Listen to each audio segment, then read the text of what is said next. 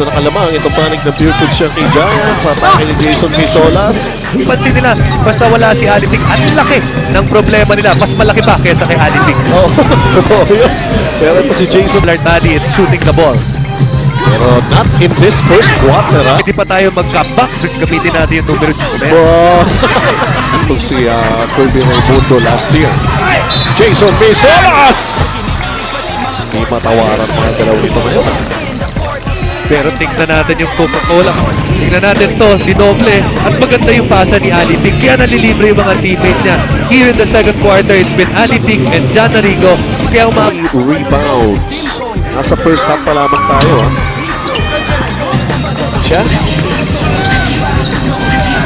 Pagkala si Aliping. Sa pass inside to Jason Misolas. Pumasok yun. Game na ito. He tries to shoot the free throws. Actually, following the footsteps of the likes of Coquintex, Zebra, Santa Lucia Lat, Chris Bahana. Naman kay Paul Antadi. Inside, Ranieses. Nakuha sa tuhok. Pasok!